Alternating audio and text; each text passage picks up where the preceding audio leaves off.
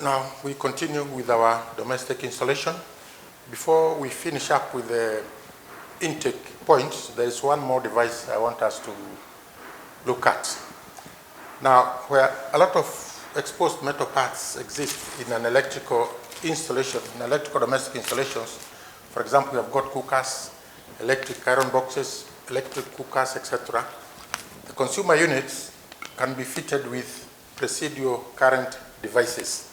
Now, this sometimes referred to as RCDs, so that the whole installation is protected against any unbalance between the currents flowing in the live and the neutral currents, which an earth leakage fault would produce. Remember, we said that the ECC and the neutral should be separate. So in case some current goes in through the live, the same current should go back through the neutral. So introduce the RCD device so that in case there is an imbalance, which means some current leaked somewhere in the installation, then the RCD device, earth leakage circuit breaker, it's also referred to as an earth leakage circuit breaker, would disconnect the circuit. And I think I'll do this one through an example. For example, you are asked to draw a wiring diagram of a consumer unit for a residential building. The unit should incorporate an earth leakage circuit breaker and the 4 final sub-circuits. Now, for our solution, first we need the schematic diagram. But specifically, this one was not asked for here, but let's go through the stages. We have the schematic diagram as we saw it the other time. We have got the cutout provided by the PLC, but they have an HB, high capacity breakage fuse. Then we have got the energy meter, and we said the energy meter, the cutout, they belong to the KPLC. And then we have got the main switch for the consumer. And then here we have the consumer control unit, or a panel, where now the residential building takes off the currents. So this one serves as a schematic diagram for the installation. Now we intend to do the wiring. I think we are familiar with the wiring from the cutout to the energy meter to the main switch. So the difference we ask will be in the consumer unit or consumer panel incorporating the earth leakage circuit breaker with the 4 final sub-circuits, which is what we are going to draw now. Now, as I was explaining on the table, we've got the cable sizes, and here we've got the rating factors. Now, for ambient temperature, there are two values of figures given. One is rating factor for cables having coarse excess current protection. They are the figures I explained about. And then we have got another row here, rating factor for cables having close excess current protection. Now the definitions of those two, they are also given in the IE regulations. Now here we have got the first definition of close excess current protection. Now this is whereby the protection which will operate within 4 hours at 1.5 times the designated load current of the circuit which it protects. Now the 1.5 times will be brought about by the fuse or circuit breakers that you choose for your circuit. Now that will be close. The protective devices, they should operate within 4 hours if the excess current continues at 1.5 times. That will be by the devices you choose for your protection. Then we have got coarse excess current protection. This is the protection which will not, in this case, will not operate within 4 hours at 1.5 times the designated load current of the circuit which it protects. So you can see there are different rating factors for each. For the close, I think is slightly lower figures than for the coarse protection. And then down here, they have talked about the way the cables are. They have said they can be clipped direct, or they can be put in conduits or trunking. Now, before we start on that one, when you have your conduit or trunking, there is a limit of number of cables that you can put inside your conduit. If you have your conduit, something like that one, there's a limit of the number of cables you can put in. They have got another table for it, but I normally use, for my purposes, use the space factor. Somewhere in the column, the I regulations, somewhere in the I regulations, they do give what we call the space factor for conduits, ducts, or trunking. Now, the space factor is simply a ratio. The cross-section area of the cables, you divide it by the cross-section area of the conduit, give it as a percentage. Now, it means if you are using conduits, which in most of the domestic installations we use conduits, that should be 40%. We should not exceed 40%. In other words, the area, cross-sectional area occupied by these cables here should not be more than 40% of the cross-sectional area of your conduit. The 35 is for ducts, and for the trunking is 45. And of course, there is a condition such that there should not be more than 2 90-degree bends in the runs. Remember, you have to pull in the cables. If they are more than 90, you can bend your insulation. Now, the cable, as we know it, when you talk of the cable, in this case, we have got the conductor, which is the material which will be carrying the electrons. So this is the metallic portion, the metal portion, the conductor, and then you have got insulation. Now, the insulation is what determines how much voltage the voltage can withstand before it leaks out. This one will be laid somewhere on a surface which may be aft. Now, the insulation will determine what voltage can appear here between this one and the earth before there is a leakage. So it's very vital we protect the insulation. It has got a bearing of the specifications of our cable. Then sheath may be added. Sometimes, as you can see from the table is mentioned, you can lay the cables on the surfaces. Since you have to protect the insulation, if you are putting your cable on the surfaces, then you have to provide the sheath so that it protects the insulation. And sometimes you may need to run a cable outside of your house, maybe to do some work outside there. Then you need an armored cable, again for more mechanical protection. So in this case here, in case you are putting it in conduits, then we calculate the area. Now, the area of each cable will be the area of actually you use the dimensions of your insulation.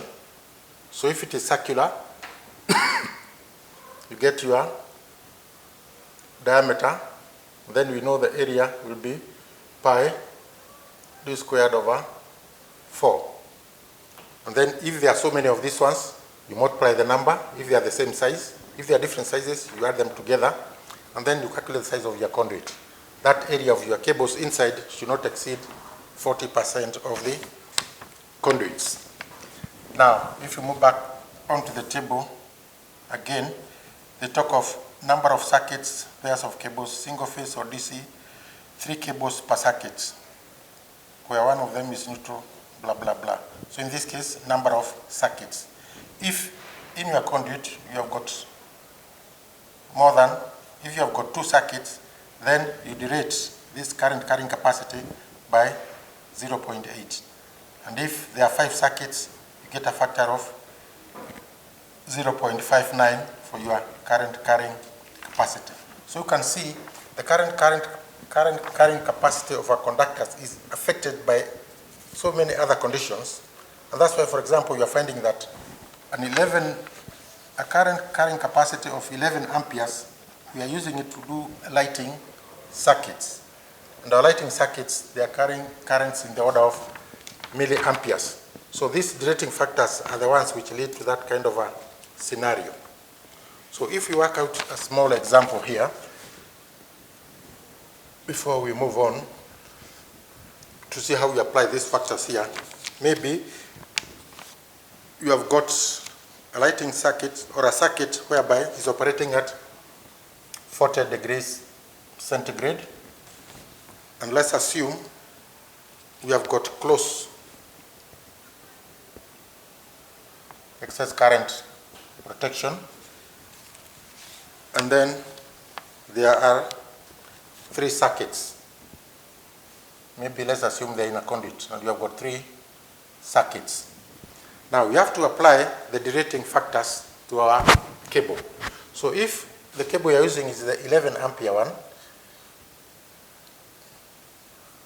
this is the 1 mm cable.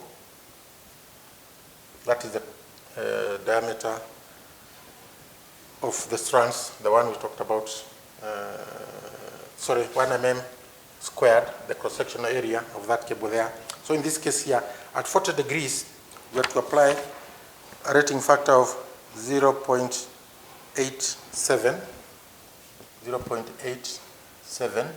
then we multiply by the other factor. We have got 3 circuits at the bottom here, 0.69, and then we multiply by the 11 amperes.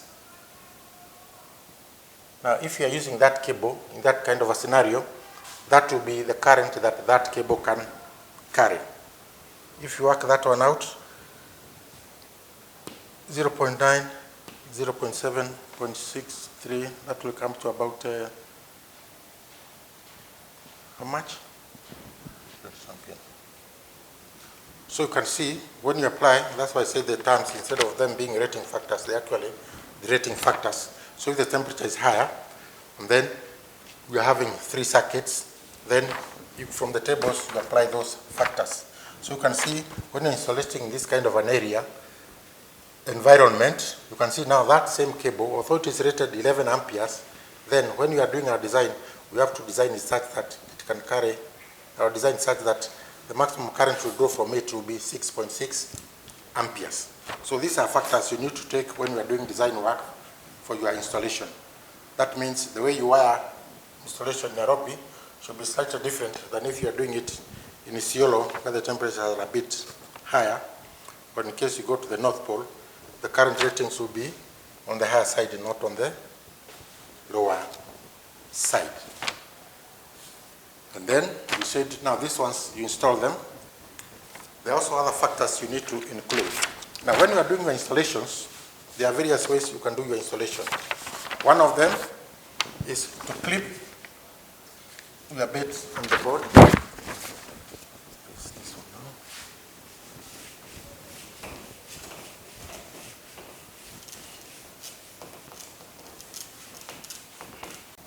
Now, when you are doing your installations, there are various ways you can do it. Now the first one is what they are calling surface wiring. Now, when you are doing your surface wiring, it means we need protection for our installations. So surface wiring, all the cables must be sheathed. So here in the first column, and then surface wiring, you need to support them. If they are climbing on the wall or ceiling, you need to do their support. So another table, table B2M, spacing support for cables in accessible positions. So in this case here, they have given the overall diameter of the cable, not exceeding 9 millimeters, 9 millimeters to that, 15, 20, like that one. And then they talk of horizontal. In case the cable is running horizontal, that will be the spacing of your support clips, depending on the size. And then in case it's running vertically, that will be the spacing of your supports. Of course, you can see that the vertical is, they can be spaced a bit more than in the horizontal positions. Here the gravity is more pronounced than in this other case here. And then in the other column is for armored cables and corrugated aluminum sheath cables, mineral insulated cable and sheath cables. So they give you the supports you need. So that is something you need to bear in mind when you are doing your installation. Now there is another table.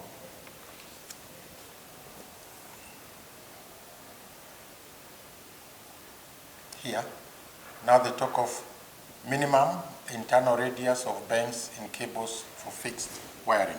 Well, surface wiring is also referred to as also the fixed wiring. And then we know once you are running your installations, sometimes you may need to bend your cable. If this is your cable, you are taking to a lighting point, you need to bend that cable. So this table, again, this is B1M. It gives you the minimum internal radius of bends in cables for fixed wiring. So here they talk about rubber or PVC cables, circular, stranded, or aluminum conductors, not exceeding 10 millimeters. That means the minimum radius should be factor to be applied overall diameter of the cable to determine the minimum internal radius. Now in this case here, this is the radius. In this case here, this is the radius of my bend. So I'm told in the first category of cable, not exceeding 10 millimeters, a factor of 3. So in this case here, if I'm using that cable there, 10 millimeters, I multiply by 3, which comes to 30, which means that radius there must not be less than 30, which will be 10. The R there should be 10 times 3, which is 30 mm. Now, a rough way of doing this one here is when you plot when you are doing your installations, there are the lines, the marker lines that you draw. You simply, in this case here, you mark 30 here, and the other 30 there, you draw a straight line there. So when you are running your cable this way, it means it should not lie on this area here. If this one here is 30, and this one here is 30, your cable, if it's running, it should not lie anywhere on the inside of the shaded portion, so that it's within the minimum radius of bend. When they give the minimum, if you bend the copper inside your cable, it can crack or other things can happen to it. That's why they give those figures there. So that's another table you need to go through. And it gives PVC, solid, minimum, blah, blah, all the information you need, overall diameter, conditions, and then the factor you need to multiply by. So basically, you need to have that kind of information before you start doing your actual installation. Other tables are also available in the IE regulations, and it's good you familiarize yourselves with them.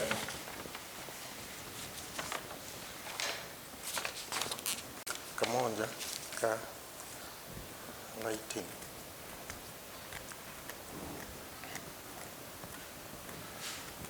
So now we have learned briefly about the consumer control unit, something little about the cables, so we can start off with the circuits that are found in our domestic installation.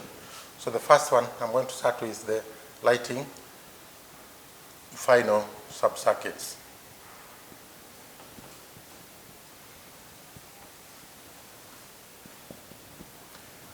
Now, when we are doing design, maybe for a house, there are some things we need to take into account. Of course, the first one is the lighting points. The lighting points, this is where we shall connect our lighting. Now, the assumption is IE regulations lets us say, so we assume the power consumption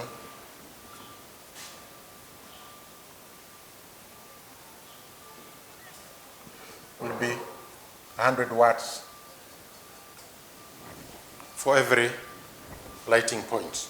So here you can see the current involved. If you apply the Ohm's law, I think it's I is equal to P over V. The power is 100 watts, and the voltage is 240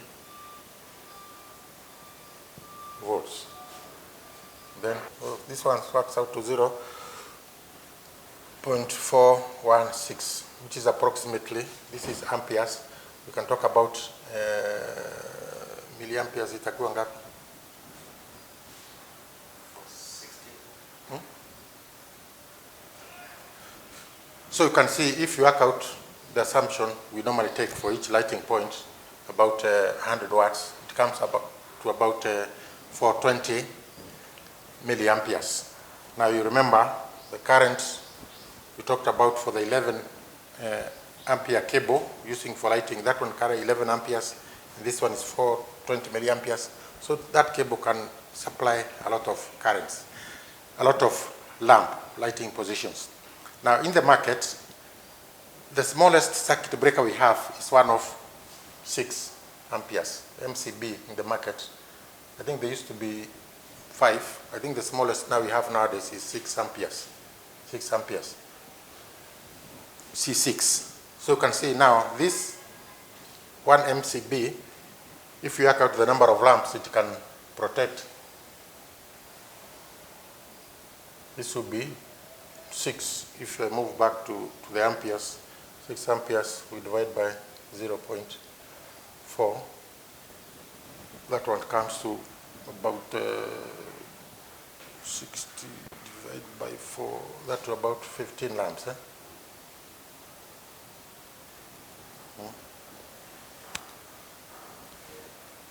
About 15 lamps.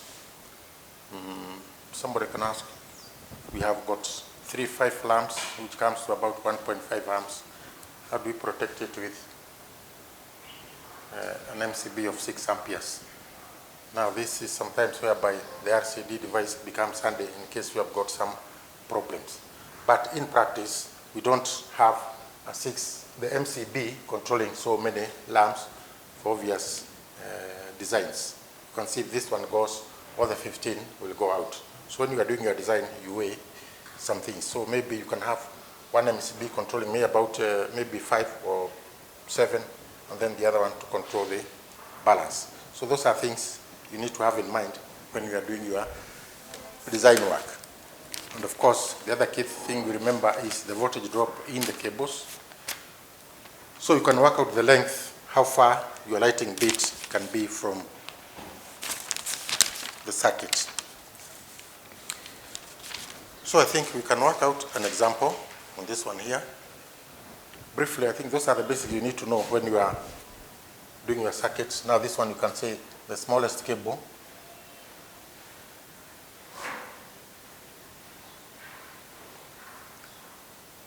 Capacity, 1 mm squared is about 11 amperes. If you add the rating,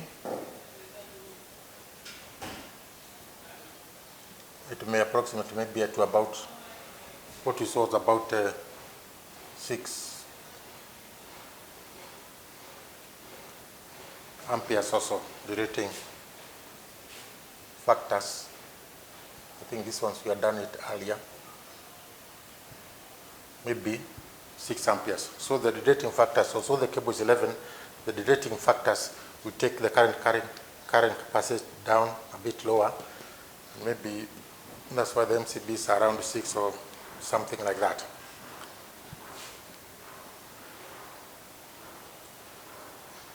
And of course, the other thing, how far can this one be from the consumer unit to where the lighting is?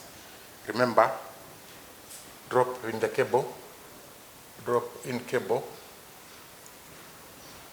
is allowed to be 4%, which I still worked out to 9.6 volts. And we also know the incoming, according to IE,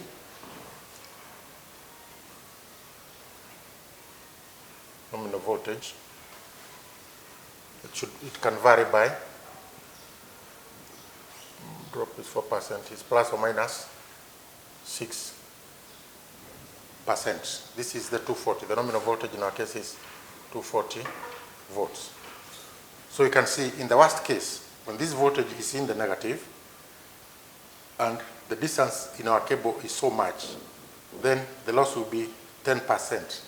So out of the 240, only 240 minus 10% of 240 is 24 volts. You are left with 216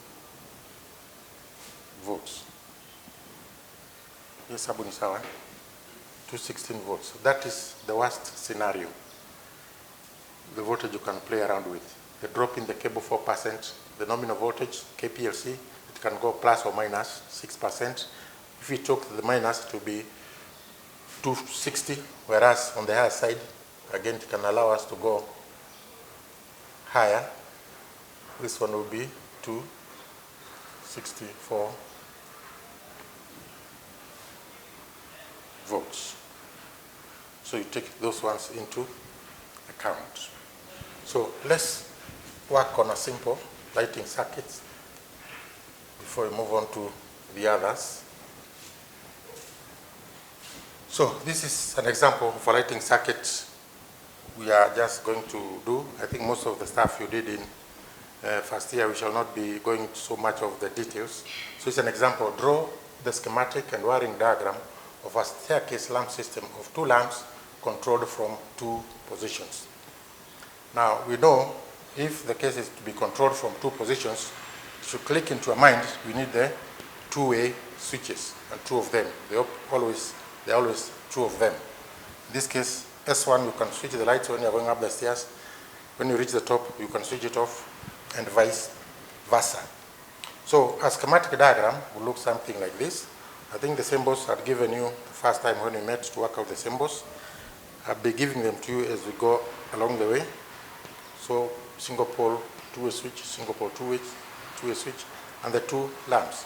And this one is our intake position from where the power is coming from, the kind of symbols we use. Now in your examination, in case there's a question, it will be in wording like that, is for you to come up with the drawings. So that will serve as the schematic diagram using the schematic symbols. Usually single line is not drawn to any scale. As you draw it, the symbols will tell us what the components are. Then the straight lines, we know our conductors which run to connect to the various accessories. Then when it comes to the wiring, you know the live, we go through a fuse, then come to the S1, is a 2-way switch, then go to the other switch, and then on to the lamps. And similarly, the IE tells us we need to also have the ECC, the earthing continuity conductor, to run, to be available at all those various points. The reasoning being, in future, we may need to connect a circuit here. In our case, it may be a fluorescent lamp which needs the earthing. So the wiring diagram would look something like that.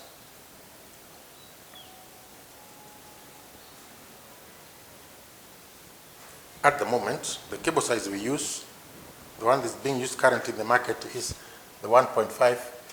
I hope with the IE revised regulations, we might change over to the 1.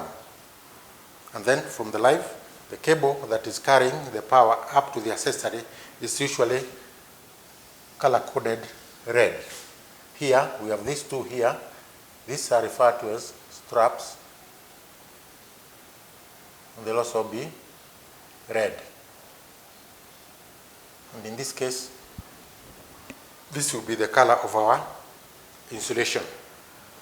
Similarly, the lighting field here, this one will be red. And this one here connecting the live here to this other one here, that will also be red in color. Now after passing through, in this case the bulb, the voltage will drop down to 0. It will be consumed here to produce the lighting. So as it comes out, this one here will be black, and this one here black, all the way to the neutral. So in this case here, R is for red. Then we have a B for the black. Then we shall also have the neutral, which is a combination of yellow, green. Green with yellow stripes, or vice versa. So this one here is the one which will be green. Green stroke yellow for the earthing. So to be something like that, we are putting the color coding. Now a situation may arise whereby for this installation, maybe all the cables you are having are colored red. So in case you want to run the neutral, in the red, you normally say you put a label, usually where you are terminating it. If you want to use it as a neutral and the cable is lead, you put in a label here to indicate the color it should be. In case this is a neutral and this one is red here, so here you put in the insulation, which is not the insulation, the insulating tape, which is black.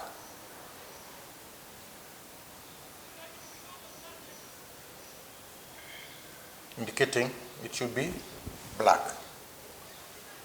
Likewise, in case you have got black, you want to use it to live, you use the insulating tape here, black, or you can also have some sleeves, the color of the cable that you want, and of course our termination will be coming out something like that. So in case the cables are not there, you can use insulating tapes or sleeving to indicate whether it should be live or neutral. But the practice is, for the live we use red, for the neutral we use black.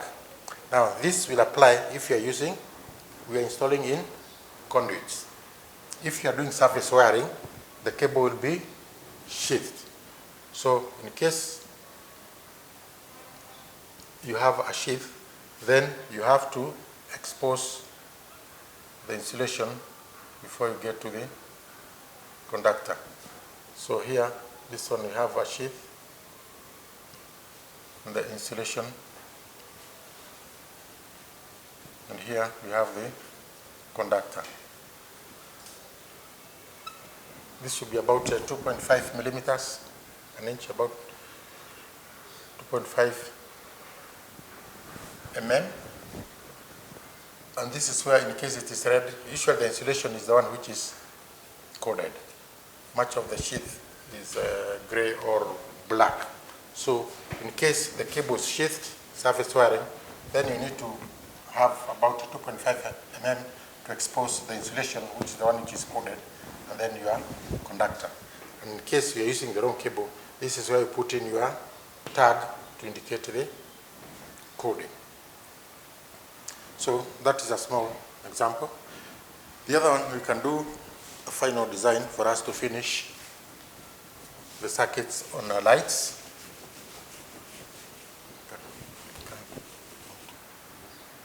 So we have a look at example 2, which is design a staircase lighting system such that as you go up or down the stairs, on operating the switch, the light ahead comes on and the light behind switches off. Assume 4 switches which are on the landings and 4 lights. Now, I've drawn the schematic diagram for you. I think it should be something like that. Now, when you get that one, you come up with a schematic diagram. Now, you may read that one there, and you come up with a different schematic diagram. That is the one I thought about. I can utilize these kind of switches to come up with a circuit. Think about it. Maybe you can use other type of switches, but to fulfill that arrangement. So, if you follow my schematic diagram, then do the wiring as an assignment, and then we'll continue from there next time. Remember, sometimes the designs you are told by people to do, they may be workable, there may be no solution. So unless you try, you cannot, you'll not be able to tell whether it can work or not. If it doesn't work, do modifications, go back again to the drawing board, and then we'll continue from there next time.